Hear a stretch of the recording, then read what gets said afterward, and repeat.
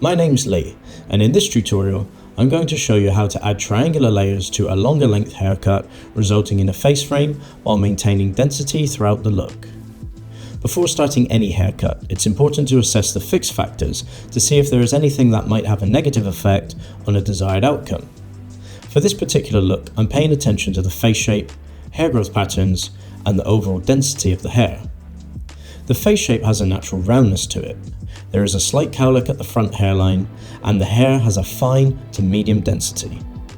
It's important for me to establish these factors as they help me to make better decisions when it comes to what techniques I use here. The roundness of the face tells me that if I want to achieve aesthetic balance, I need to create the illusion of an oval face shape. The cowlick at the front tells me that I need to obey the natural part line, and some fringes would be off limits here. The overall density tells me that I need to be mindful of what layer shape and choice of length I use, so that I don't reduce the density to a point where the hair feels sparse. I'm going to start this process at the basin with shampoo and conditioner. This will ensure even dampness and soften the hair so I can cut and reshape it as desired. Next, I'm going to decide my zone pattern, which will dictate the overall shape development throughout this haircut. Firstly, I'm going to find the natural parting. This can be done by combing all the hair back towards the crown and then giving it a small push back towards the face. This will allow the hair to divide in its natural fall. Next, I'm going to section from the highest point of the head to just behind the ear where the hairline changes.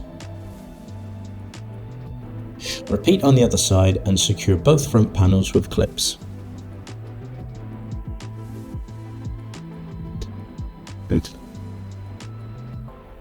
Once the front panels are secured away, I can work on the back panels.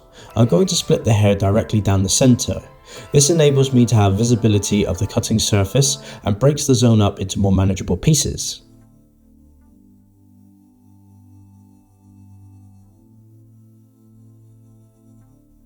Next, I'm going to create a zone just above the widest point of the back of the head, which is the occipital bone. Everything below the occipital bone will be cut to a square line with a razor to create a balanced and disheveled line. To cut the perimeter line, I'm going to split this zone into 3 panels and cut one in the center and one on either corner. You can see with the razor here, I'm using medium strokes with a 45-degree angle on the blade.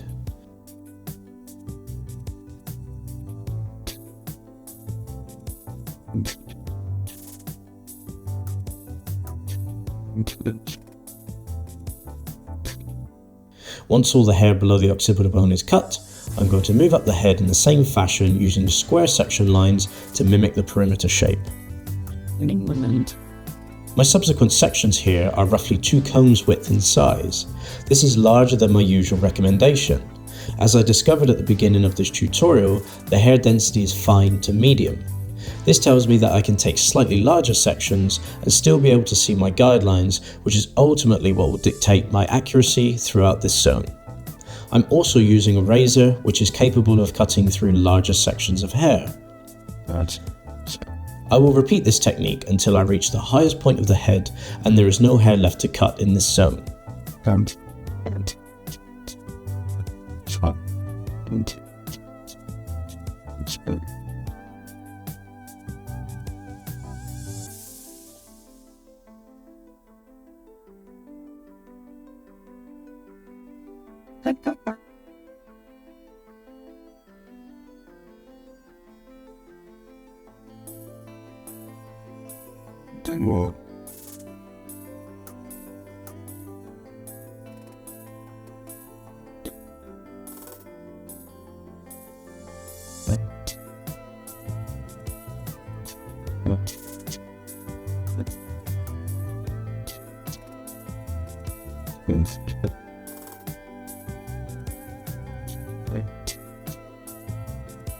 I'm sitting back at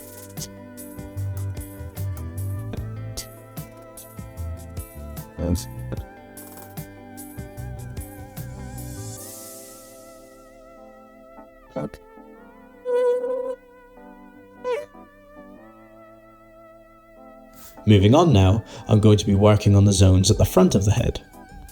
Before I cut any more hair, I need to make a decision on what length I'm going to be aiming for. In this scenario, I want the hair to fall around the jaw length and below. This is because, as I discovered at the beginning of this tutorial, the face has a natural roundness to it. I'm aiming to give the illusion of an oval face shape. For this to be successful, I need to elongate and simultaneously narrow the silhouette of the face shape. Firstly, I'm going to set a guideline for this whole zone. To do this, I'm going to use a diagonal forward section line on both sides of the part line. This is to ensure I have an adequate guideline on both sides of the head. The diagonal forward section lines lend themselves to this technique, as I'm going to be using over direction and elevation to create my triangular layers. For this first section, I'm going to elevate on roughly a 45-degree angle and point cut the line. This does a few things. It creates a shorter, shattered effect around the face, while retaining density towards the back of this zone, which will blend into the lengths at the back, ensuring I retain density throughout. This is where over direction really becomes the star of the show. Once I am happy with the length of my initial guideline, I'm going to continue with diagonal forward sections, but focus on cutting one side at a time. You can see here that over directing the hair has allowed the shape at the front of the face to increase in length. This technique creates forward graduation around the face.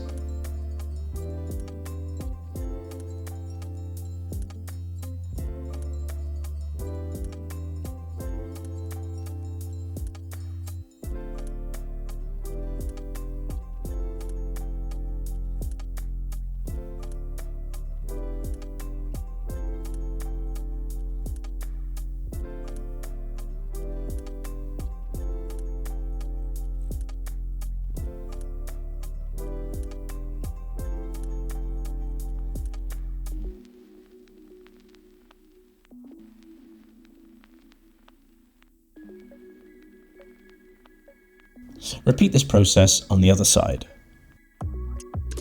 Once the layering has been complete at the front, I'm going to go back to the perimeter line and remove any excess length that may be left over from the zones at the front.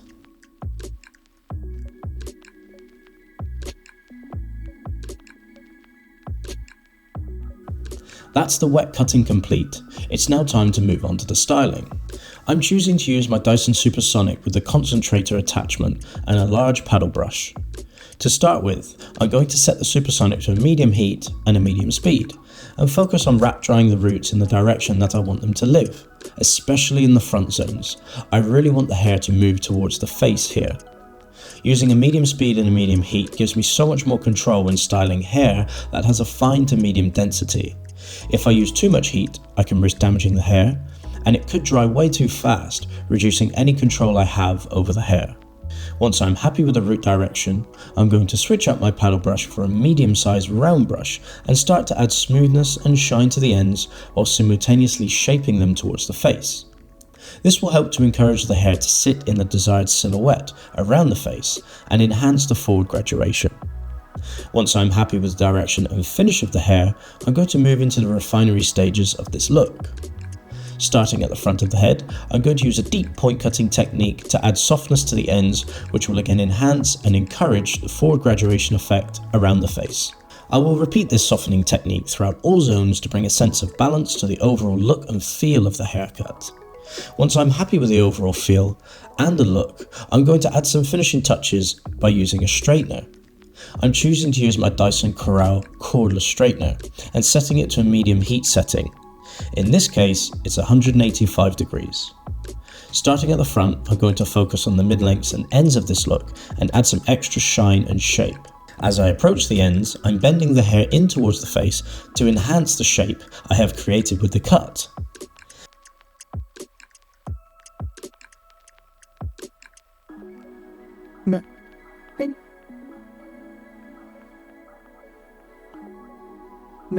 Once the straightening has been complete, there's one last step to carry out, and that's to cool the hair down.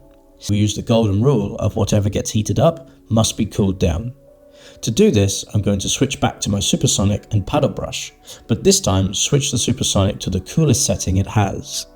This will solidify the styling and add shine by returning the cuticles back to their original position, ensuring the health and longevity of the hair. And that's the completed look. triangular layers in a longer length haircut, which creates a soft face frame while retaining density throughout the rest of the look. Thanks for watching.